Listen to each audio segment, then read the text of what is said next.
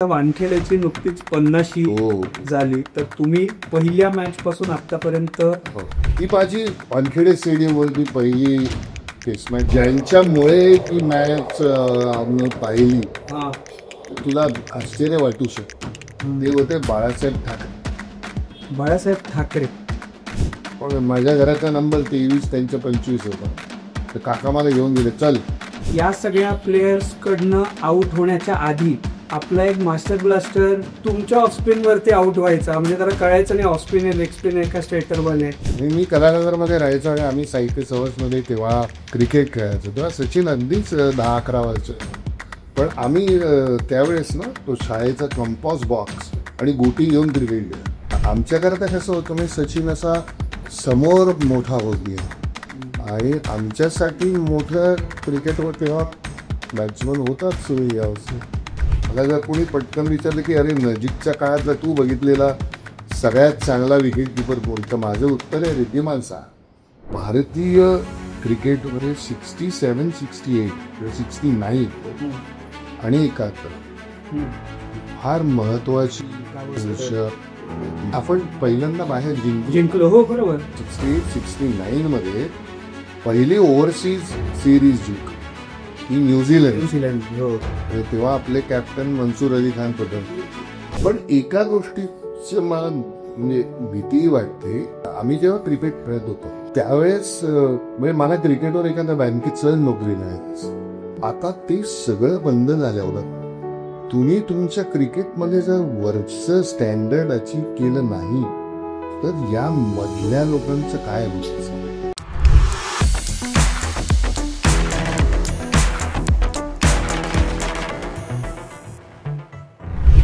नमस्कार नमस्कार नमस्कार. कट्ट्यावरच्या गप्पांमध्ये तुमच्या सगळ्यांचं सहर्ष स्वागत आहे. आज एक असा पाहुणा आलेला आहे ना आपल्याकडे, असं मी म्हणू शकतो की मुथय्या मुरलीधरन, ग्रॅम स्वॉन, सईद अजमल, सकलेन मुश्ताक आणि ही व्यक्ती, त्याच्यानंतर कुमार संगकारालाही ते बॅटिंगच्या टिप्स रेग्युलरली देत असतात मॅच संपल्यावरती. अशी एक व्यक्ती आहे जे स्वतः क्रिकेट खेळलेले आहेत आणि मला खात्री आहे की जसं आपल्या सगळ्या कट्टेकऱ्यांचं पॅशन हे क्रिकेट आहे तसंच त्यांचंही पॅशन आहे. त्याच्यामुळे स्पोर्ट्सचा किडा किंवा क्रिकेटचा किडा असं आपण ज्याला अगदी नक्कीच म्हणू शकतो, असे विजय केंकरे सर आज आपल्याकडे आलेले आहेत. नमस्कार. स्वागत आहे तुमचं. आधी आपण बॉलिंग पासूनच सुरुवात करूया. असं आम्ही ऐकलेलं आहे की या सगळ्या प्लेयर्स कडनं आउट होण्याच्या आधी आपला एक मास्टर ब्लास्टर तुमच्या ऑफस्पिन वरती आउट व्हायचा, म्हणजे त्याला कळायचं नाही ऑफस्पिन आहे, लेग स्पिन आहे का स्ट्रेटर बॉल आहे. की तो सचिन ती मस्करी करायचा, तो कधी आम्हाला आउट द्यायला. उलट तो बॅटिंगला आल्यानंतर आम्ही जास्त बॉल घेऊन यायचो. तो इतका लांब मारायचा की ते हरवतील त्या निश्चित बॉल. पण लहानपणी तो लहान असताना खेळलो त्याच्याबरोबर एवढं नाही. पण आम्ही खरंच ऐकलं की तुम्ही त्याला आउट केलंय. चुकून कधीतरी एकदा झालं असेल, आठवत तरी नाही, डिस्टिंक्ट आठवण द्या. पण आपल्याकडे एखादी गोष्ट कळल्यानंतर ते त्याचं पतंगाचा ढील देऊन काय वाटेल ते करतात. पण तुम्ही सचिनला किती सिनियर? मी 15 वर्ष. एवढी वर्ष सिनियर? हो. म्हणजे माझं वय आता 65 नाही, सचिन 73 आहे. सचिनची मोठी वही सविता माझ्या वर्गात शाळेत. पण तेव्हा साहित्य सहवास मध्ये मी कलानगरमध्ये राहायचो आणि आम्ही साहित्य सहवासमध्ये तेव्हा क्रिकेट खेळायचो. तेव्हा सचिन अगदीच 10-11 वर्ष. पण तेव्हापासूनच तो इतकी अप्रतिम गोलंदाजी करायचा की काही त्याला तोड नाही. पण तुम्ही साहित्य सहवास, आम्ही तुम्ही कलानगर आणि साहित्य सहवास म्हणजे सगळे तुम्ही आसपासच्या याच्यात. आणि त्यावेळी म्हणजे असं शेजारी साहित्यिक, इकडे कलाकार, याच्यामध्ये तुम्हाला क्रिकेटचं वेड कुठून लागलं? मला क्रिकेटचं वेळ लागलं की कलानगरमध्ये राहायला येण्यापूर्वी आजीअल्लीला गव्हर्नमेंट क्वार्टर्समध्ये राहायचं आणि मला पहिल्यांदा या खेळाशी ज्यांनी माझं इंट्रोडक्शन करून दिलं ते माझा एक शेजारी आणि माझ्या वरच्या मजल्यावर राहणारी अशी दोन माणसं. माझे शेजारी राहणारे आज महाराष्ट्रातले फार मोठे क्रिमिनल लॉयर आहेत, शिरीष गुप्ते. तर शिरीष गुप्ते माझ्या शेजारच्या घरात राहायचे आणि त्याच्यावरती अरुण नाईक. या दोन माणसांमुळे मला क्रिकेटमध्ये रस निर्माण झाला त्या काळात. आणि आम्ही काही नाही तर खाली जाऊन तर मी यांच्याबरोबर खेळायचो, लहान होतो मी. पण आम्ही त्यावेळेस ना तो शाळेचा कंपॉस बॉक्स आणि गोटी घेऊन क्रिकेट खेळ पॅसेजमध्ये, आमचे ते गव्हर्नमेंट क्वार्टर्समध्ये पॅसेज दिसत. तर या दोघांमुळे क्रिकेटमध्ये इंटरेस्ट निर्माण झाला. आणि अरुण नाईक आता माझ्यापेक्षा 10 वर्षांनी वगैरे मोठा. तर अरुणला मला पहिली टेस्ट मॅच बघायला रेमॉन स्टेडियमवरती 67मध्ये गेली आणि ती मॅच म्हणजे वेस्ट इंडिजकडून क्लाइव्ह लॉईडचा डेब्यू आणि मग आपल्याकडून अजित वाडेकरांचा डेब्यू. 67 चुकत नसेल तर 67. आणि हरलो आपण ती मॅच. पण ती डिसाइडर मॅच होती का?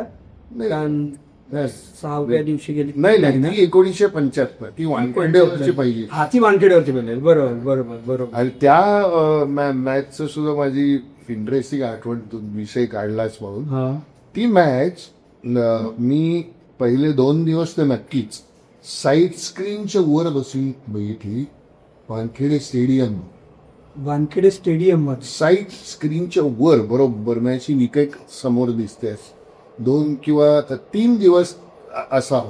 आणि त्यावेळेस माझ्या बरोबर म्हणजे ज्यांच्यामुळे ती मॅच पाहिली तुला आश्चर्य वाटू शकत, ते होते बाळासाहेब ठाकरे. पण माझ्या घराचा नंबर 23 त्यांच्या 25 होता. तर काका मला घेऊन गेले, चल. नाही आम्ही सगळेच म्हणजे जयदेव उद्धव आम्ही जाऊन.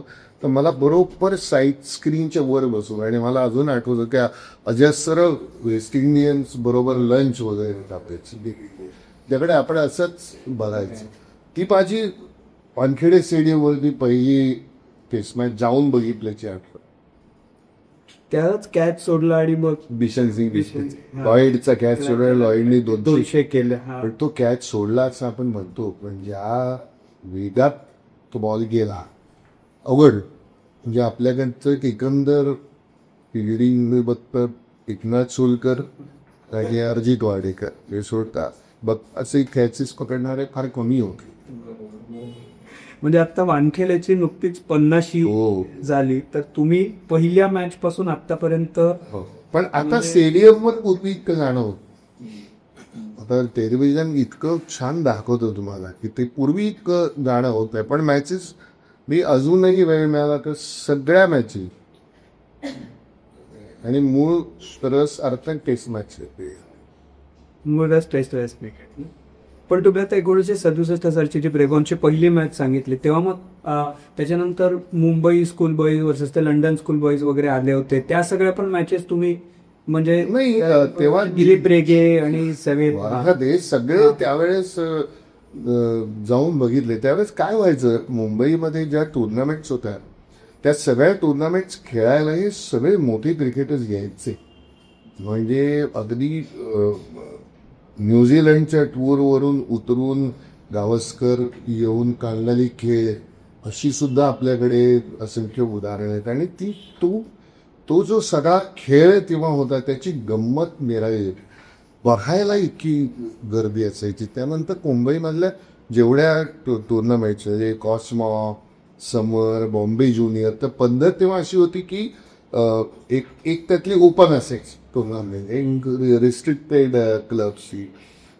तुम्ही एका क्लबचे मेंबर झाला खेळायला की तुम्हाला 2 म्हणजे कांदालीकडे एक दुसरी टुर्नामेंट खेळता यायची. मग पोलीस इन्व्हिटेशन असायची, कॉम्रेड, कांदाली, भरपूर या प्रकारच्या खूप टुर्नामेंट्स तेव्हा होत्या. त्यामुळे खूप लोक खेळणारे बघायला मिळाले आणि अफलातून होतं सगळं. काळच वेगळा होता. म्हणजे या अर्थानं नाही की आता मग मजा येत नाही आणि पण तो त्यावेळेस खूप वेगवेगळा. म्हणजे मला हा जो आठवतं, मी आझाद मैदानवरती कांगाली खेळत होतो. ब्रदर्स खेळत होता. तर ब्रदर्स नावाचा क्लब होता. मी दलित बिल्डिंगला होतो आणि मला फक्त असं एक तारे चमकल्यासारखं झालं. मला बाजूच्या मॅचचा बॉल लागला. म्हणजे ते बघणार इतकं त्या जवळ असायचं की तो तिकडचा बॉल लागला. तर असं पण एक होतं की ती पॅशन जबरदस्त होती बघणाऱ्यात. आणि ते त्यावेळेस जिंकाने जे आहे, मेरू जिंकाना, पारसी जिंकाना, इस्लाम जिंकाना वगैरे, इथे तर लोक उभं राहून किती मॅचेस बघायचे, ते किती तास उभे राहायचे. फार मजा आहे. पण तुम्ही कांगाल कडनं खेळलं? मी कांगाली बऱ्याच टीम्स 3-4 टीम्स खेळलो. जॉन ब्राईट, एक ब्रदर्स, मग बंगाल आणि स्टार्क भेटतं. 4 तर नक्की मला. आणि स्टार आमच्या वरच्या डिव्हिजन जे बी डिव्हिजन. म्हणजे त्यामध्ये चांगले क्रिकेटर्स. काही नाटकवाले होते, म्हणजे अजय फणसेकर, काय अजय मी आणि अशोक समय. अच्छा. अशोक समय उत्तम नवीन बॉलले बोरी जायचे. आपण अजय आणि आमच्या टीममध्ये हे होता, आम्ही त्याला राजू म्हणतो, लाड, म्हणजे दिनेश लाड, रोहित शर्माचा कोच. तर तो विद्याधर पराडे नावाचे दुसरा मोठा कोच होता. असे सगळे आम्ही तिथे कांगाली खेळ. त्यानंतर मग नोकऱ्या पण केल्या. एक त्यातली माझ्या स्मरणातली नोकरी म्हणजे हर्डिंग ग्लासवर्क नावाची कंपनी. मी हल्ली कधीतरी अंधेरीला फ्लायओव्हर वरून जाताना कंपनी पहिल्यांदा पाहिली. म्हणजे त्यावेळेस आम्हाला मॅच खेळायचे पैसे मिळायचे. असं काही कंपन्यांना मी खेळलो. त्यानंतर माझ्या आईच्या मामाची कंपनी होती हार्केस्लेमवर. हार्केस्लेमवरला आम्ही जाऊन 15 थांबायचो की बाबा कोणी नसेल आणि गरज पडली तर खेळावं लागेल. पण खूप मोठे मोठे लोक हार्केस्लेम वॉर्डला खेळत येते. अच्छा, त्यावेळी हो मोठे मोठे टेस्ट मॅच प्लेयर. पण हे सगळं तुम्ही कॉलेजमध्ये असताना हो, कॉलेज आणि त्यानंतरची काही वर्ष. पण क्रिकेट त्यावेळी प्रायोरिटी होती, परंतु मी अशा कॉलेजमध्ये होतो की तिकडे कॉलेजच्या टीममध्ये संधी मिळणं अत्यंत अवघड होतं. मी जेव्हा रुपारेलला लॉ कॉलेजला गेलो तेव्हा मी खेळलो सगळी वर्ष. पण मी आधी पोदारला फार उत्तम टीम. तिथे चान्स मिळणं त्या काळामध्ये खूप, म्हणजे पोदार आणि रुईया दोन्ही. रुईया आणि सिद्धार्थ कॉलेज. तर ती मजा होती. ते क्रिकेटच उडी मिळत. पण मग तुम्हाला मुंबईसाठी किंवा पुढच्या याच्यासाठी जो ब्रेक हवा होता तो त्यावेळी मिळाला नाही. काय आहे, एकदा ना आपण खेळतो, आपल्याला विशिष्ट वयात लक्षात येते की इथून पुढे आपलं काही फार या खेळात होणार नाही. मग त्यानंतर गंमत म्हणूनच खेळत राहिलो. आणि मग 79-80 पासून नाटक करायला लागल्यानंतर मग खंड पडायला लागतो. नेमका रविवारी कुठे प्रयोग असेल तर मॅच खेळत वगैरे, तो खंड त्यानंतर पडला. पण मग पण आता आम्हाला एक खरं खोटं माहित नाही. मला ऑनलाईन गुगल बाबाने सांगितलं की तुम्हाला लॉ करायचं होतं, CA करायचं होतं. हो बरोबर. पण पुढे ते केलं नाही आणि शेवटी आणि तुम्हाला नाटकात यायचं नव्हतं. बरोबर. आणि हे अगदी बरोबर. हा, पण मी CA केलं करायचं डोक्यात होतं. ICWAचं इंटरव्ह्यू करायला सुरुवात केली होती. पण लॉ कॉलेज मी क्रिकेट खेळायला.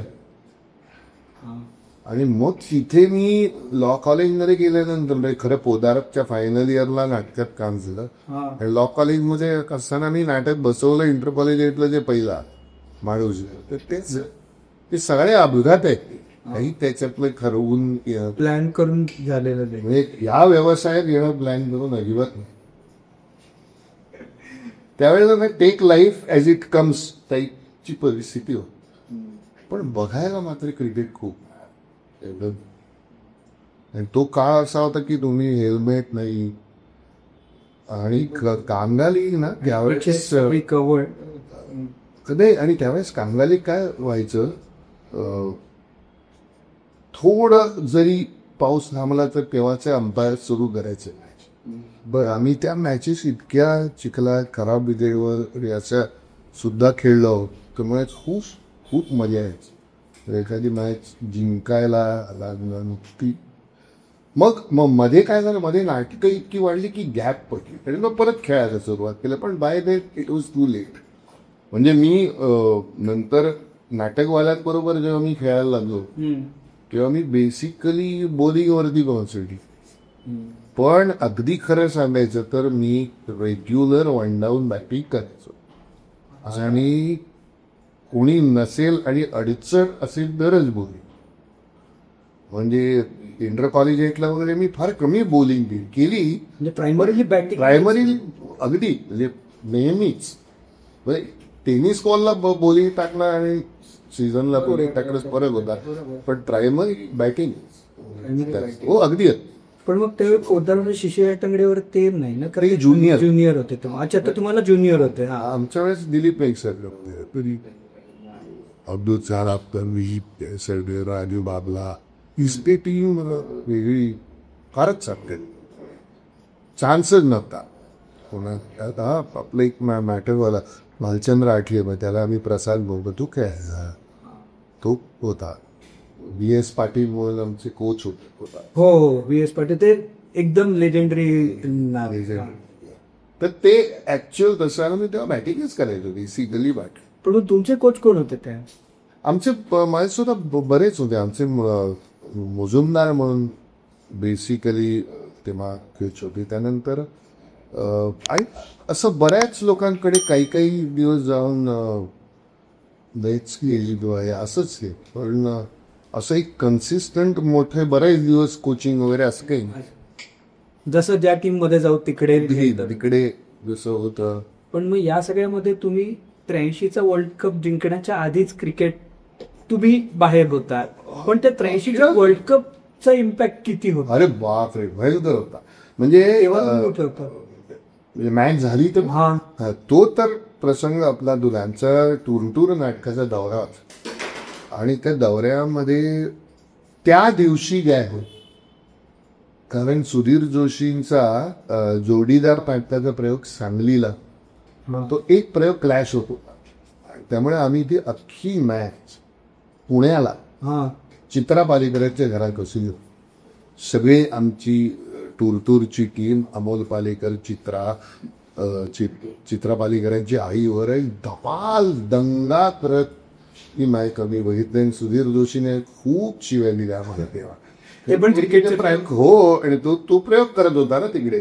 तर हे आणि आमच्याकडे लक्ष्मीकांत बेर्डे पण मोठा. मग आम्ही येऊन रात्री रस्त्यावर दंगा, फार मजा आली. आणि मुख्य म्हणजे संबंध क्रिकेटला कॉन्फिडन्स मिळाला त्या 83च्या गंभीर देवच्या टीम.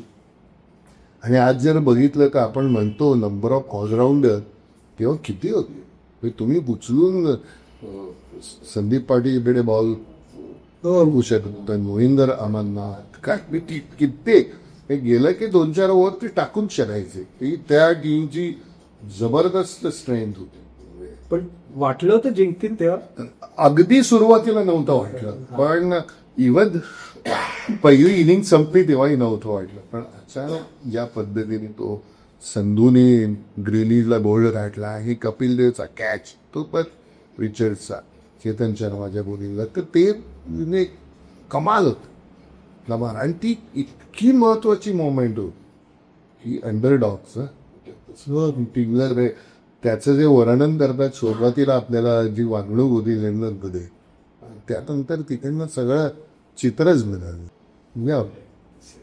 पण ती मॅच बघता आली, ते टूरचा प्रयोग असता. पण म्हणजे असं कधी होतं का की तुम्ही म्हणजे गॅप होती आणि ते नशिबाने बघायला मिळाली, पण असं कधी होतं का की कुठली तरी महत्वाची मॅच चालू आहे, नाटकाचा प्रयोग चालू आहे, तेव्हा मग काय म्हणजे सारखं बघणं चालू असतं का? हो, ते असतं. पण मी अभिनय करत नसल्यामुळे काय ॲडव्हान्टेज आहे ना, हल्ली मोबाईल चोरत ना मॅच त्याच्यावर थोडा वेळ तरी बघता येते. पण सेट म्हणजे कसं झालं, बघायला जेव्हा सुरुवात केली ना क्रिकेट, त्यावेळेस भारतीय क्रिकेटमध्ये 67, 68, 69 आणि 71 फार महत्वाची वर्ष होती. नाही, आपण पहिल्यांदा बाहेर जिंकलो. हो बरोबर. म्हणजे वाडीकरांच्या नेतृत्वाखाली राज्या इंग्लंड आणि वेस्ट इंडिज दोन त्या जिंकलो. त्याच्या आधी आपण 68, 69 मध्ये पहिली ओव्हरसीज सिरीज जिंकलो की न्यूझीलंड. आणि तेव्हा आपले कॅप्टन मनसूर अली खान पटेल होते. आणि मला आठवतं त्यावेळेस सुद्धा खूप टीका झाली होती. बहुधा चंद्रशेखर इंजर्ड होता, म्हणून तिथून रिप्लेसमेंट म्हणून जयसिंग मला जे ओपनिंग बॅट्समन आहे आणि मीडियम बेस्ट आहे, तिकडे गेल्या त्या मॅचला जयसिंग सेंचुरी. आणि गावस्करांचा फार आवडता मॅच. आणि आपण जिंकलो तेव्हा प्रसन्न निरीक्षण आहे.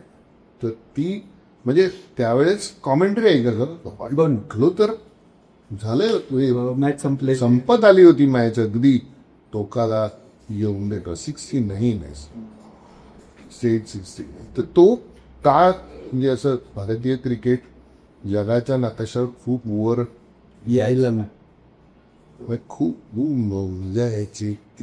आणि तेव्हा रेडिओ होतं ना कॉमेंट्री, त्यावेळेस रेडिओची जास्त, टेलिव्हिजन यायचा. पण ते सुरुवातीला टेलिव्हिजनची कॉमेंट्री अनइंटरेस्टिंग वाटत, त्यामुळे आम्ही कधी कधी टेलिव्हिजन म्यूट करतो, रेडिओची कॉमेंट्री. जगभर इतके उत्तम कॉमेंटेटर्स होते की तर ते ना भारतात तपे झालं. पण अजूनही आता आरजी बोबले जातात, ते मेन रेडिओ कॉमेंट्रीसाठी तिकडे जातात आणि टीव्ही हे सबसेट असतो. फक्त आपल्या इकडे ते कॉमेंट्रीचं, रेडिओच्या कॉमेंट्रीचं महत्व. आणि तेव्हाही आणि आजही आपल्याला सगळ्यातलं कळतं असे दोन विषय ना, राजकारण आणि क्रिकेट. त्यामुळे अजूनही ते याला का घेतला, त्याला का घेतला नाही, हा काय करतोय तो काय करतोय, असं ते अजूनही चाललं. मारामाऱ्या किंवा डिस्कशन. मग तुम्ही पाहिलेला हा माणूस कोण, तो माणूस कोण, याच्यावरून त्या मग क्रिकेट किपर असला पाहिजे की तो बॅट्समन असला पाहिजे.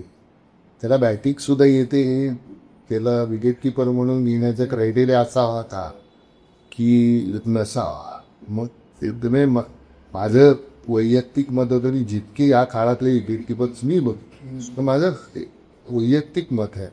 मला जर कोणी पटकन विचारलं की अरे नजीकच्या काळातला तू बघितलेला सगळ्यात चांगला विकेट किपर कोण, तर माझं उत्तर आहे रिद्धिमान साहा. तर माझं बरोबर wicket keeper, proper wicket keeper. आणि त्याची 4 टेस्ट मॅच आहे. पण एकंदर इतकं टॅलेंट आजूबाजूला होतं की जसं आम्ही पद्माचं शिवलकर आणि बिशन सिंग बेदींचं किंवा राजेंद्र गोयल, ते सगळे एका काळामध्ये तेव्हा एकत्र आले तसं. पण तो खेळ फार मन लावून पाहिला एवढं नाही, खूप मन लावून आणि अजूनही महत्व. पण ते 83 रन. आता त्याच्यानंतर तुम्ही सगळं ते साहित्य सहवास आणि हे सगळं, म्हणजे खरं म्हणजे तुम्ही तेंडुलकर फॅमिलीला आधीपासून वेगळ्या यांनी ओळखत असाल. म्हणजे आणि माझ्या मते त्याचा मोठा भाऊ तर तो स्वतः नाही, अजित नितीन पण कवी. सर तर प्रश्नच नाही, पण नितीन पण कवी.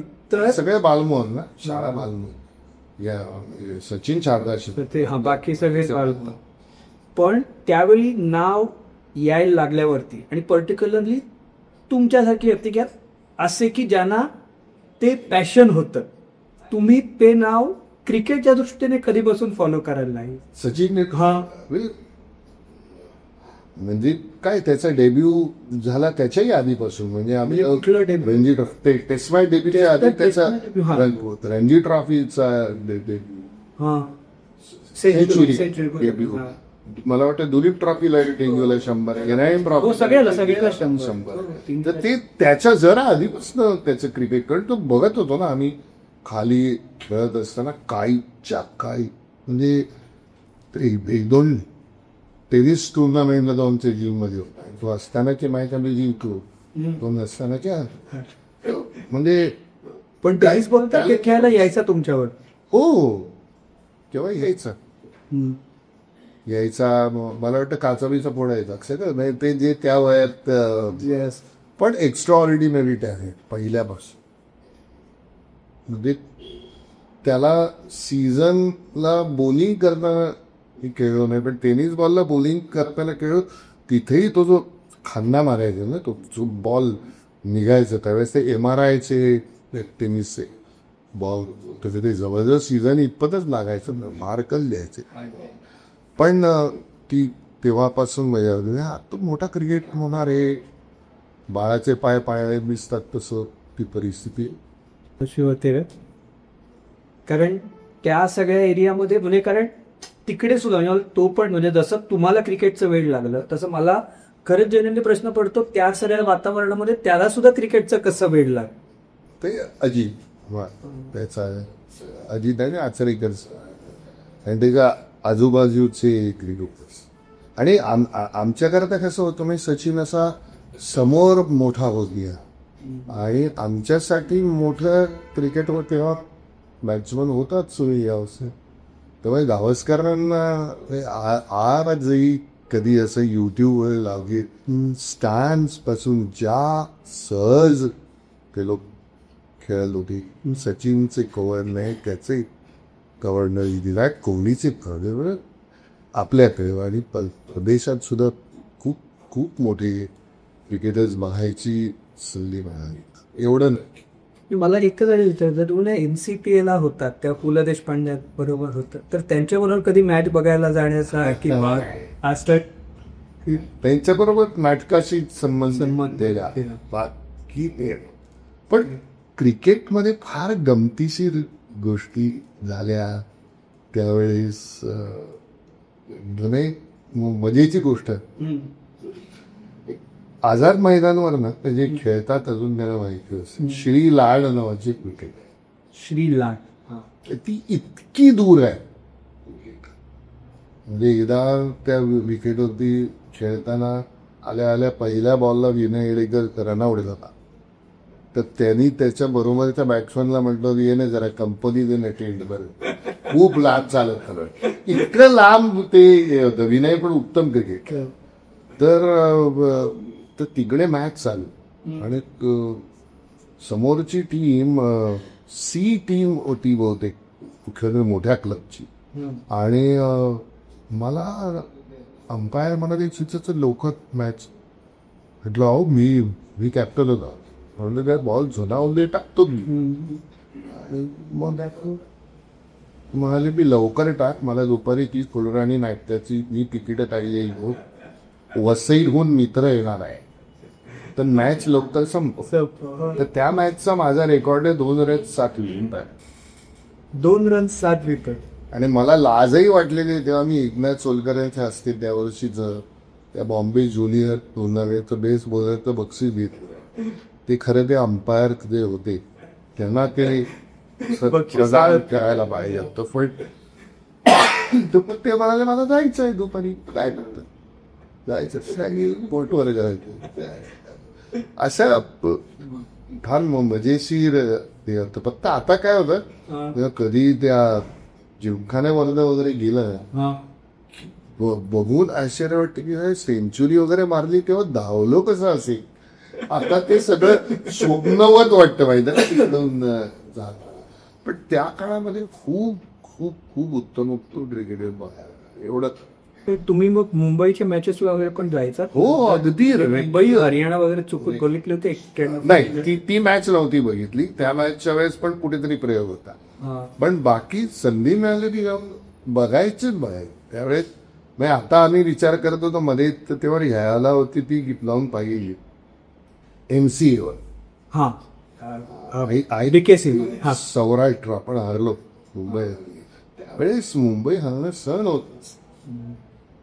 आणि तेव्हा ते जवळजवळ अशक्य होतं. कुणी नाही तर खाली येऊन राकेट टर्नन तुरी मानून जायचं अशी बॉलर लेग स्पिनर त्यावेळेची परिस्थिती होती. म्हणजे मी अगदी ऑफिस क्रिकेटमध्ये बंगाली गल्पला आणि ऑफिस क्रिकेटमध्ये रमाकांत देसाईंना सुद्धा बॉलिंग करतात कमाल एवढा असा त्यांना टायमिंग ते कमालच होती सर.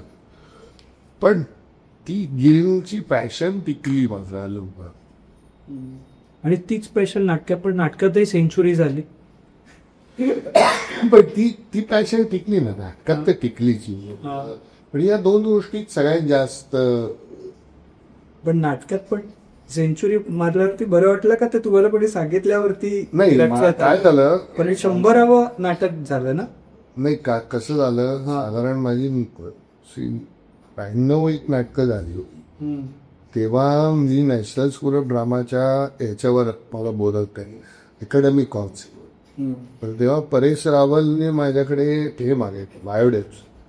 त्यावेळेस मी मोजलं आणि माझं लक्षात आलं की अरे एवढी झाली, विशेषतः माझ्यापेक्षा सुद्धा मंगल गेल्या बायकोच्या लक्ष. तर तिथून पुढे तो तिने रेकॉर्ड ठेवता आणि तो मी असं रिपोर्ट मला माहितीही नव्हतं म्हणून झाली होती ते ती 100 वर झाली. पण अरे 92 तुम्ही तो आकडा ऐकला तर तुम्हाला पहिल्यांदा तेच डोक्यात आलं असेल ना की अरे आता आपण सेंचुरी मारली पाहिजे. बरोबर. ते नंतर आणखीन एक फार मजेशीर गोष्ट तेव्हा किंवा काही मंडळी ना एक विजय गौंदळकरचं रेकॉर्ड वगैरे ठेवायचा. तर तो गिरगावात अशी परिस्थिती होती की बॅग घेऊन बाहेर थांबायचं, तो येऊन जायचा मॅचेस खेळायला. आम्ही अशाही मॅचेस खेळलो टेनिस बॉलच्या. हो म्हणजे काही बाकीचे कोण प्लेयर माहिती नाही. म्हणजे अगदी भायखळ्याला बिल्डिंगच्या मध्ये असं काय थोडंसं काही गटार नाही, पण तो जो भाग असतो तो बाजूला भरून दुसऱ्या माळ्यावर बाउंड्री, चौथ्या माळ्यावर सिक्सर, पण टुर्नामेंट म्हणजे त्या टाईप मध्ये टाईच वरती वगैरे पण व्हायच्या तशा प्रकारचे. हळूहळू पैसे घ्यायला लागतात. मी आत्तासारखे पैसे घ्यायला सुरुवात नव्हती झाली, पण झालं हळूहळू मजा आली त्यावेळेस. पण तुम्हाला मुंबईची तुम्ही बघितलेली किंवा आता मुंबई अरेना तर ना आम्हाला कट्ट्यावरती काय जे मिलिंद रेगे जे आले ना ते ती मॅच बद्दल बोललो ना की जरा ते इमोशनल होता. आणि म्हणजे वेंसरकर रडले होते त्या मॅच नंतर. सचिन अक्षरशः रडवेला झाला होता. कांबळी म्हणतात आज जाऊन रडलाच होता. तर तशी तुम्हाला मुंबईची एखादी लक्षात राहिलेली मॅच किंवा अशा खूप म्हणजे आपल्याला हेमंत जयफेने ती मुंबई हैदराबाद सांगितली होती जेव्हा त्यांनी येऊन सांगितलं होतं की डिक्लेअर करा आणि डिक्लेअर करून मग एका सेशन मध्ये आपण हैदराबादला ऑल आउट केलं होतं. बरोबर. तेव्हा जयसिंह होते त्या टीम मध्ये. स्ट्रॉंग टीम होती. आय थिंक पतौडी म्हणून. हो सगळे म्हणजे ती स्ट्रॉंग. मी चुकत नसेल तर ती मॅच म्हणजे राहुल मांकड आणि संदीप पाटीलचा डेब्यू. अच्छा ओके. जर हेमंत तीच मॅच म्हणत असेल तर. पण अशा कितीतरी आता आणि मुख्य म्हणजे मी असे मुंबई 5 आऊट पाणी की खाली कोणीतरी येऊन 150-200 करू. त्यावेळेस मला अजून आठवतं अब्दुल इस्माईल तर तो स्विंगर. अरे बापरे तो कमाल. आणि ते इंडिव्हिज्युअल प्लेयर आपले मोठे होतेच. दिलीप सरदेसाई होते कितीतरी. नाही तुम्ही मुंबईच्या क्रिकेटर्सची ना फरुख इंजिनियर. पण तसं एक माझ्या दृष्टीने आणखीन एक मुंबईचा मोठा क्रिकेटर ज्याला इंडिया खेळताना बघायला मला तरी आवडलं असं तो म्हणजे मुंबईचा विकेटकीपर शरद हजारे कमाल विकेट विकणारे. जसं माझे कदाचित इथे आलेलं कोणी यापूर्वी हे नाव घेतलंही असं मिलिंद रेगे वगैरे हे लोकांनी घेण्याची शक्यता अप्रतिम. याला तेज बॉलरला सुद्धा पुढे येऊन उभं राहायचं हेल्मेट शिवाय. त्या लोकांचं जजमेंट आणि त्या काळात ते सण्याचे नरेन तामाणे हे हो हे अजून पुढे तर ते तामाणेंची विकेट किपिंग बघण्याचा प्रसंग नाही आला. एक कधीतरी एखाद्या बायका फार वरच्या वयात पाहिलंही असं पण ती नाही. नंतर मांजरेकरांचं विजय मांजरे, संजय मांजरे. संजय मांजरेकर ते वडील विजय मांजरेकर. मांजरेकर मग मी ऑफिस क्रिकेटला खेळताना काय हो काय ते इंडियन एअरलाइन्स काय असं पुढे ते पण ते जुजबी प्लेयर यांचं खूप काय म्हणून वय झालंय. तर पण आता हरियाणाच्या मॅचला मी दुर्दैवाने नव्हतो पण माझ्या मेमरीत मुंबईच्या जिंकलेल्या मॅचेसचे जास्त. नाही नाही त्या मॅचच्या मेमोरीत सगळ्यांच्या आहेत कारण ती हरलेली आहे. हो हो हो हो म्हणजे हो अगदी वाईट आणि एक मला आठवतं जवळजवळ काळख होईपर्यंत मुंबई आणि दिल्लीची मॅच आणि आपण त्यातनी 600 वगैरे चेस केला दिल्ली हो अंडर गोविंदरावांना. ती एक मॅच ज्याच्यामध्ये तर मला साल आठवत नाही पण जवळजवळ असं काळोख पडेल की काय पण ती जिंकली होती मुंबई आय थिंक हां ते मला आठवत नाही पण तेव्हा मला लोकांची आणि दिल्लीकडून जेव्हा मोहिंदर अमरनाथ त्याची इतकी मोठी इनिंग माझ्या दृष्टीने खूप मोठा क्रिकेट प्रश्नच मोहिंदर अमरनाथ नाही त्याच्या आधी मी सांगतो जी आर विश्वनाथ ना रॅटिंग क्या स्क्वेअर कट आणि हे म्हणजे काही चर्चाच करायची नाही. या लेवलची बॅटिंग शिवलीकरांना बॉलिंग करतात. इम्पॅक्ट एका मॅचमध्ये खेळलोही त्या शिवलकरांना मला कधी LBW काढलं मला कळलंच त्यावेळेस ती मुंबईची अजित पै हो अजित वेनिस पॉल आणि सिरवर बोनी अप्रतिम ते सगळे केव्हा ती पाटल्याची टीम जबरदस्त V11 वगैरे असे त्यांची ते टेनिस बॉल क्रिकेटला पण फार म्हणजे खरंच म्हणजे कारण आम्हाला ते जे सगळे म्हणजे या सगळ्या ज्या गोष्टी आहेत ना मुंबई क्रिकेटबद्दलच्या त्या एवढ्या जवळच्या वाटतात आणि त्या आहेत आणि तुम्ही त्या सगळ्या अनुभवल्या त्यावेळी बऱ्यापैकी. आणि हेमंतने सुद्धा भरपूर हेमंतकडे अशा गोष्टी भरपूर हो ते आपल्याकडे दोनदा येऊन गेले आणि मस्त किस्से सांगतात. हो त्याने आम्हाला गावस्करांची जेव्हा 75 झाली गेल्या वर्षी तेव्हाही त्यांच्यावरती एक विशेष एपिसोड तेव्हा गावस्करांवर विशेष एपिसोड करत राहा आणि ते ज्या पद्धतीचा अटॅक त्या काळात होता नाही आता त्यातल्या काही लोकांनी काय पेसने बॉलिंग टाकत होते तर रॉय गिलक्रिस्ट वगैरे आपल्याला अंदाज नाही काय बॉलिंग पण नंतर गिलक्रिस्टच्या संदर्भात असं म्हणतात की ते अंगावर टाकायला म्हणजे बॅट्समनला बॉडीला म्हणजे बॉल लागावा अशी इच्छाकडी त्याचं करिअर वाया गेलं असं म्हणतात. पण मुंबईमध्ये ना किती माय काय शिशिर पटंगडीत होतात. शिशिर पण क्रिकेटवर उत्तम ते आपल्याकडे येऊन गेलेत आणि त्याने म्हणलं मला तुमच्या इथे यायचं होतं कारण मला माझ्या सगळ्या मित्रांना सांगायचं होतं की माझं मराठी किती चांगलं आहे ते राहिलंय.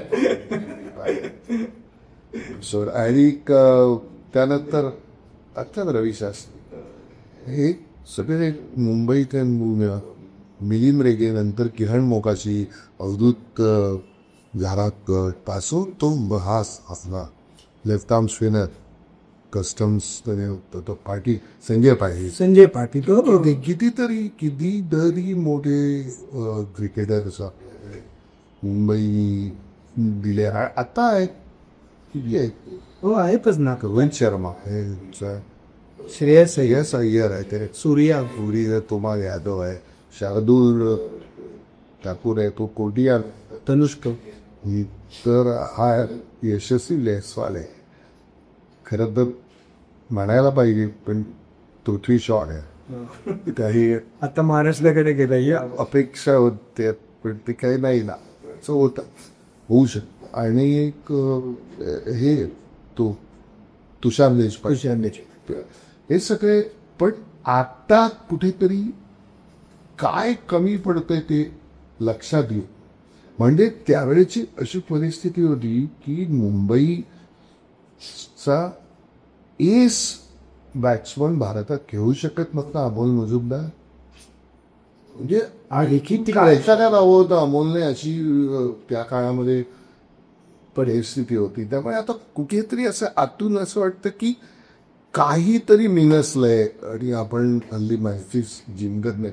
पण शिवम दुबे इंडिपेंडंट टॅलेंट बघितलं तर तुम्ही मुंबईला फॅन्टॅस्टिक आहे, तर ते का ते एकत्र येत नाही काय मला लक्षात येत नाही काय बेडबड आहे. पण त्याचं फार वाईट आहे.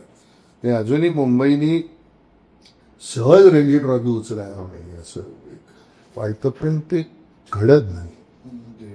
मला हे मान्य आहे की छोट्या छोट्या ठिकाणच्या लोकांनी जिंकावं, तिकडचे क्रिकेटर्स म्हणजे यावे सगळं मान्य असतं, तरी एक जी लेगसी मुंबई क्रिकेटची आहे ना त्याला काही हे नाही, तोड नाही. आता कितीही म्हणलं तरी त्रास होतोच मुंबईचा. आणि त्यावेळेस मजा आहे होता आणखी नाही करत की काही काही ठिकाणी मॅच खेळायला मिळाले की मला मजा यायची. तशातली एक जागा म्हणजे बॉम्बे जिमखाना. बॉम्बे जिमखान्यामध्ये हाफ डे पिक्चर जरी मिळाला ना तरी इतकी मजा यायची. म्हणजे जवळजवळ गुडघा टेकला तर हिरो झाले इतकं अप्रतिम ग्राहक. आणि तिकडे बऱ्यापैकी मॅचेस खेळायला काय बॉम्बे जिमखाना. त्यावेळेला क्रिकेट खरंच खूप बघायला मिळालं, खेळायला मिळालं, लोकांशी संपर्क आला. त्यावेळेस महाराष्ट्रात किती क्रिकेट आहे सोनी हे आता मिलिंद मुंजा. हो मिलिंद म्हणजे काय त्याला वयाच्या पलीकडे दुसरा शब्द नाही. शंतनू सुरेंद्र भावे, श्रीकांत कसबे, काय किती किती तुम्ही तो आणि सगळे मुंबईतच खेळायचे. सुनील बुदगे एक स्पिनर होते ते कितीतरी महाराष्ट्राचे सुद्धा, अनवर शेख फास्ट बॉलर आधीच्या टीम. मला वाटतं सलील अक्कोला मुंबईत आल्यानंतर खेळला. नाही आधी डेब्यू त्याचा महाराष्ट्र आणि नंतर मुंबई आय थिंक हे सुद्धा करसन गावही सुद्धा कुठेतरी गुजरात सौराष्ट्रामध्ये मुंबई. पण ते काय म्हणजे आणि आपल्याकडे असलेलं टॅलेंट वापरणं त्या याच्यामध्ये फार महत्व. तसं मला एक अमेझिंग माझ्या दृष्टीने क्रिकेटर म्हणजे अंशुमन गायकवाड. आपल्याला वाटतं पण ते जे पहिलं फायर खेळायचे ना, मग पुढच्या लोकांना येणार गायकवाड स्लो आहे, गायकवाड ते वगैरे सगळं मला बाकीचं मान्य. पण महत्वाचा स्पेल कुठलाही पेस बॉलरचा खेळून काढणं त्या विकेट एक्स्ट्रीमली डिफिकल्ट. म्हणजे पाया इतका ते भक्कम पाहिजे. मला त्यावेळेला इव्हन ना मुंबई क्रिकेटमध्ये आणखीन एक उत्तम मुली बघितली वेगळी पण म्हणजे जुळवीकर काय वेगळी नंतर गुलाम परकार पण फेरी, गुलाम परकार पण भारताला खेळ सुरू नाही. किती तर ते मुंबईमध्ये ते काहीतरी ऑलराऊंडर्स काहीतरी हे होतं. आणि सगळ्यात त्यावेळेला मुंबईमध्ये धर्मात मी बघितलेल्या इयर्समध्ये ते वर्षांमध्ये मुंबईचा कॅप्टन तुम्ही अशोक मानकरचे तरी तुम्हाला अजूनच लिहिलं आहे काय त्या माणसाकडे म्हणजे समोरच्या टीमच्या घसात न मॅचेस काढायचा काय अंडरस्टँडिंग असेल अशोक मानकर या माणसाचं. नंतर एकदा सगळे बाहेर गेले तो पिरियड आता तर सुधीर नाईका बी मुंबईला म्हणजे तो तर जवळजवळ अविश्वसनीय असा. सगळी नवीन मुलांना म्हणजे सगळे बाहेर इंटरनॅशनल टूरला गेलेले असताना पूर्ण टीम इकडे मॅच काय आय थिंक कॅप्टनची स्किल स्वतः ते माहिती सगळीच करायचे. आणि पण मी म्हणजे आता मला एक खरं काही गोष्टी कळत नाहीत की एका बाजूने आपण असं म्हणतो की डोमेस्टिक क्रिकेटला खूप मिळते आणि दुसऱ्या बाजूने सिलेक्शनमध्ये IPLची मंडळी दिसतात. असं आता म्हणजे मला खरंच कळू शकत नाही की अभिमन्यू ईश्वर उदाहरण जवळपास 27-100 आहे त्याचे डोमेस्टिक क्रिकेटमध्ये. मग म्हणजे मला कळत नाही की त्याचं नक्की त्याला मला फार बघायला मिळालेलं नाही अभिमन्यू ईश्वर. पण इच्छा आहे, पण मग काना मागून आले आणि तिखट झाली सारखं वेगळीच कुणीतरी खेळाच्या पुढे पदार्पण करा. तेव्हा मला प्रश्न पडतो, मला नंतर आणखी काही प्रश्न पडायचे की बॅट्समनला त्याचा नंबर दे किती महत्वाचं असतं की बाबा रे हा तुझा एक नंबर आहे खेळण्याचा.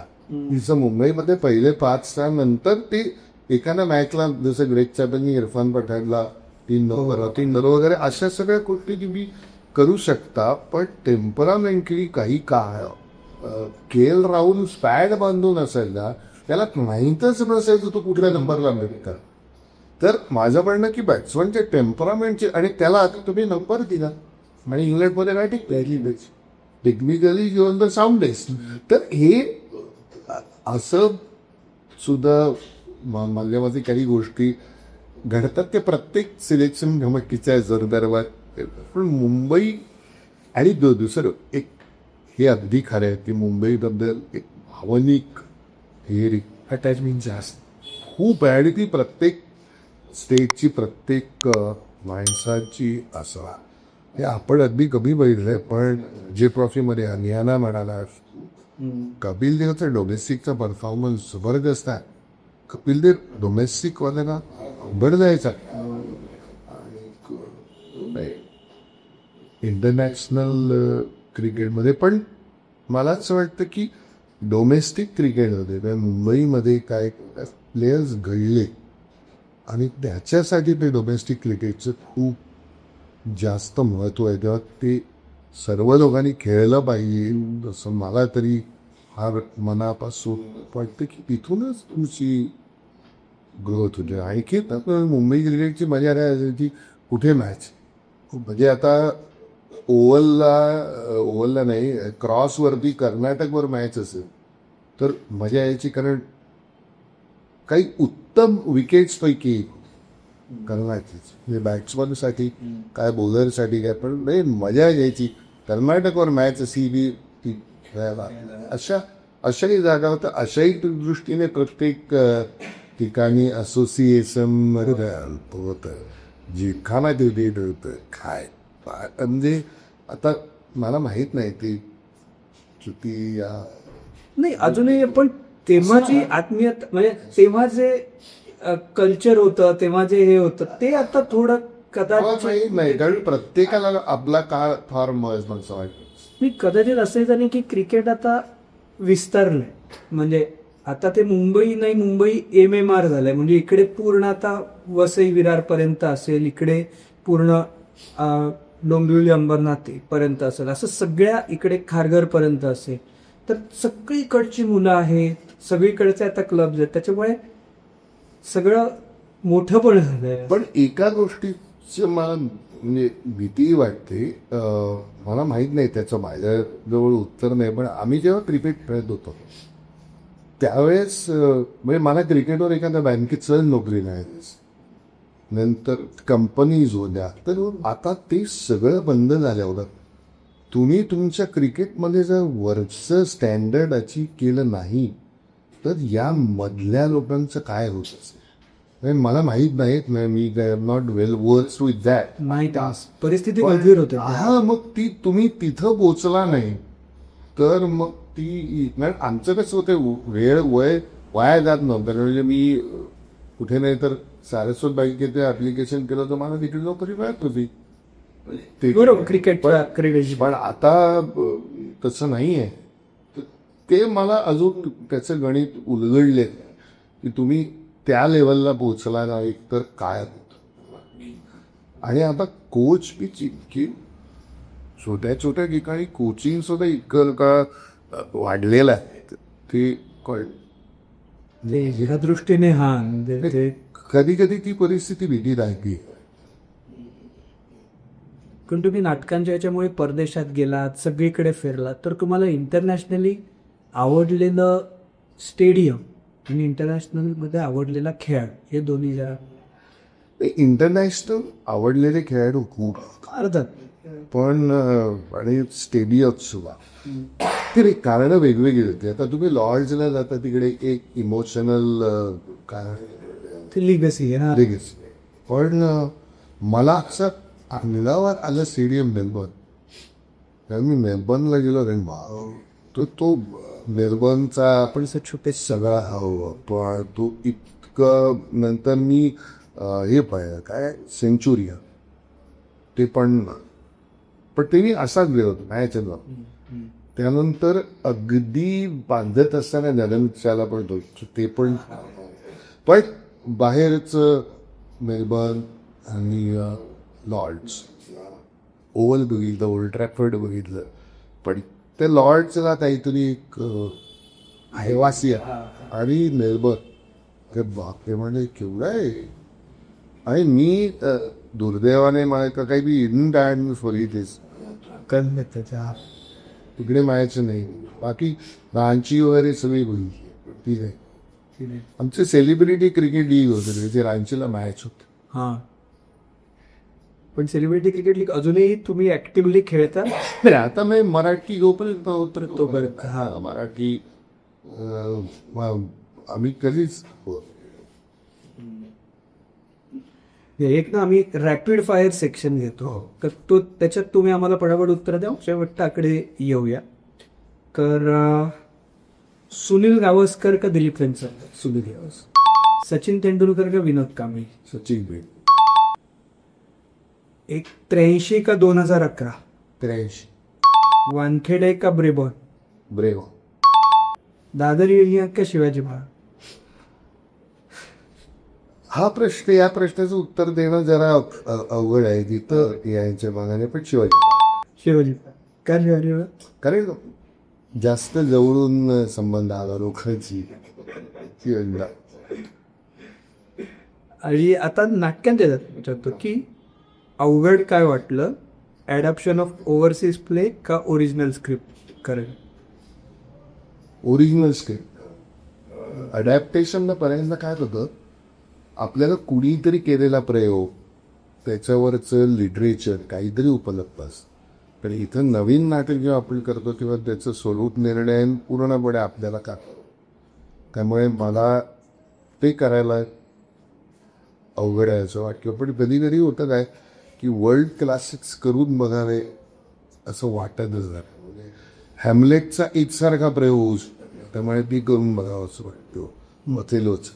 पण तरीही एक नवीन नाटक जे आपण पहिल्यांदा सादर त्याची गंमत जास्त आहे मला. तर आता एकदा चांगलं तुम्ही सुनील गावस्कर दिलीप वेंचर सुनील गावस्कर सांगितलं, पण सुनील गावस्कर सचिन तेंडुलकर हे वेगळ्या पिढीतले होते, कदाचित तुलना योग्य होणार नाही. पण तुम्ही तुमच्या दृष्टीने बघितलेल्या दोघांचंही वेगळेपण किंवा दोघांची लिगसी काय आहे? एकतर मला असं वाटतं की गावस्करांच्या वेळेचं आणि सचिन करायचं तंत्र बघ पूर्ण. सुनील गावस्कर हे मूलतः ओपनिंग बॅट्समन आणि ते ओपनिंग बॅट्समन असल्यामुळे संघाला सुरुवात करून देणं हे अवघड. ते जरी किती म्हणाले की मागे 4 नंबरला विश्वनाथ आहे त्यामुळे मला प्रेशर करून यायचं नाही, तुम्ही पहिल्यांदा तो फ्रेशनेस ती विकेट की मला संघासाठी असं काहीतरी निर्माण करायचं आहे की याच्यावर पुढचं सगळा पाया उभा आहे. दुसरी गोष्ट टेक्निकल. सुनील गावस्कर ज्या पद्धतीने विशेषतः बॉल सोडायचं हे जे ऑप्सकम जजमेंट त्या माणसाचं होतं स्ट्रोक ते सगळेच ते कंपल्सिव्ह हुकर जर का एका दृष्टीने 60 ओव्हरमध्ये 36 केले तरी ते होतं. तर ती त्यांची आणि स्ट्रेट ड्राईव्ह कव्हर ड्राईव्ह या दोघांची कॉमन एक महत्वाचे. सचिन टेस्ट मॅचला मिडल ऑर्डर बॅट्समन आणि नंतर वन डेला त्यांनी. आता सचिनच्या बाबतीमध्ये त्याच्या करिअरची सुरुवात जर बघितली तर एक वेळ अशी होती की त्याला सबर्द टीम खांद्यावरून मिळाली. जोपर्यंत द्रविड, लक्ष्मण, सेहवाग ही सगळी मंडळी टीममध्ये आली ना गांगुली, तर तोपर्यंत तो भाग फार महत्त्वाचा होता. आणि तो गावस्करांनाही तोच देईल. रवी गावस्कर त्यावेळेस ओपन करत असेल. एकदाचे फक्त अहमदाबादला मिडल ऑर्डरला आले ना 4 मिनिटांनी, तरी 0-2 होऊन तेव्हाच ते रिचर्डचा ते किस्सा साचतात. पण महत्त्वाचं म्हणजे त्यावेळेचं विकेट गवत वेस्ट इंडिजमध्ये ते ॲक्शनवर आणि एक हेल्मेट न घालता कधीतरी पुढे जाऊन स्कर, पण सुरुवातीला तीही नाही या पद्धतीचा. आणि मला आश्चर्य दोन्ही क्रिकेटर्स असं वाटतं की इतकी तफावत आहे डोमेस्टिक क्रिकेटमध्ये इकडच्या, की अचानक ते खेळायचं आणि हे खेळायचं. म्हणजे किती तुम्ही म्हटलं तरी टेस्ट मॅच क्रिकेट आणि शेफील्डची किंवा टेस्ट मॅच क्रिकेट आणि काउंटी याच्यात इतकी तफावत नसेल की डायरेक्ट इकडे येऊन तुम्ही ओव्हल, आझाद आणि क्रॉस किंवा वेस्टर्न रेल्वेच्या ग्राउंडवर किंवा जिमखाना खेळ. तर हा फरक दोघांच्या बाबतीमध्ये मला प्रचंड जाणवला. त्यानंतर सचिनच्या बाबतीमध्ये ना त्याला ओव्हरऑल हे होतं, इव्हन द बॉलर आणि तो इंडिपेंडंट लेग स्पिनर म्हणून इंडियामध्ये तो मीडियम पेस टाकायचा. तो म्हणजे एकतर कुठल्याही क्षणी ती जबाबदारी सुद्धा त्याने घेतली. हा कुठल्याही क्रिकेटर्स मधला फरक आहे की आफ्रिकेच्या आधी शेवटची ओव्हर 5 रन्स आणि ते सचिनने केलं. त्यामुळे हे दोघंही आपापल्या जमान्यातले ग्रेट होते. त्यांच्यात काही गोष्टी कॉमन होत्या. म्हणजे दोघांचे आणखीन कॉमन महत्त्वाची गोष्ट माझ्या दृष्टीने की दोघांनी जर बघितलं तर टेस्ट मॅच इनिंग्स बिल्ड करायचं आणि ते जे बिल्ड करायचे ते समोरच्या प्लेयरने घेऊन करायचं. हे दोघांच्याही यातलं. आणि खराब विकेटवरची बॅट सचिन गावस्कर माहितात त्यांच्या ओल्ड ट्रॅफर्डवर जी मॅच निघतात ते किंवा त्याच ओल्ड ट्रॅफर्ड वरची आणि की इथं कुठली म्हणजे मी इनिंग विकेट जा अशी तशी असेल तर you are the first person used to go in the effect. तर त्याचा एक फरक पडत होता. पण दमदमा म्हणाल तर दोघांचाही. आता सचिनकडे बघून कितीतरी क्रिकेटर्स तयार, गावस्करांकडे बघून कितीतरी क्रिकेटर्स तयार झाले. अरे त्याचं दोघांचंही, पण दोघंही तितकेच ते बॅटिंग योहानचं स्ट्रोक प्ले, फुटवर्क हे सगळं सचिन फक्त मॅच करणार इथलेच तरी खाली बघायचा. पण कमाल म्हणजे सचिन सिडनीवरती ऑफसाईडनं न खेळता 200 करू शकला. तसंच संख्य डावस्करांची इनिंग आहे तेव्हा इट इज प्रिटी डिफिकल्ट की हा आनंद दिला म्हणतात तसं करून वयात त्यांनी सचिन. हे तुम्ही दोघांनाही बघितलंय. आम्ही फक्त म्हणजे तेंडुलकरला बघितलंय, पण तुम्ही दोघांनाही बघितलंय आणि दोघांनाही जवळून बघितलं. अगदी गावस्करांची सुद्धा म्हणजे मी ते ACCत असतानाची टाइमशीटची मॅच सुद्धा पाहिजे. त्यांचं पहिलं ऑफिसची बस असेल मग ते निर्माण. मग आता IPLच्या मॅचेस जाऊन बघता का नाही?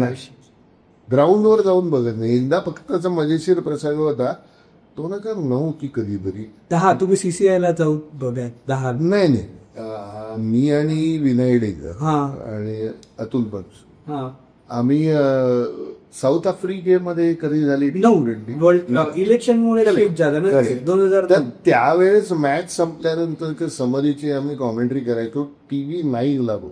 अच्छा. मी विनय आणि अतुल पंच. अच्छा. तिघातली मला मकरंद वाईंगणी सरांनी बोलू मजा करत. विनय असला तर फारच मजा. अतुलला पण खूप क्रिकेटमध्ये इंटरेस्ट. नाही मजा आली. पण आता तुमचा जो दशावतार सिनेमा येतोय हा त्याच्यामध्ये आपल्याला मनाई केले काय रोल आहे वगैरे, पण त्याबद्दल त्या सिनेमाबद्दल सांग. तर कसं आहे, दशावतार माझ्या दृष्टीने सोशली, सामाजिक दृष्ट्या आणि एका फॉर्मला रिव्हिजिट कर या दृष्टीने अत्यंत महत्वाचा असेल. म्हणजे तो भव्य दिव्य निश्चित आहे, तो अशा एका महत्वाच्या फॉर्मला हात घालतोय की ज्या फॉर्ममधून सामाजिक बदल संभवणार. आणि ह्या त्या माझ्या दृष्टीने त्या चित्रपटाचा USP आहे. आणि तुम्हाला दशावतार फॉर्मही कळतो आणि दशावतार ज्या पद्धतीने तिकडे जातो तसा चित्रपटही तुमच्या समोर तिकडे जात. तसं दशावतारला एक आपल्या मनामध्ये दशावतार म्हटल्यानंतर काहीतरी हिरो येते तसाच चित्रपट आहे. माझ्या मते हा सामाजिक दृष्ट्याही आज महत्वाचंच. सुबोध खानोलकर यांची सगळी पासून या आभार करतो की दोघांसमोर या पद्धतीचा चित्रपट घेता उतक. नाही नक्कीच नक्कीच. 12 सप्टेंबरला रिलीज होतोय कलासाठी.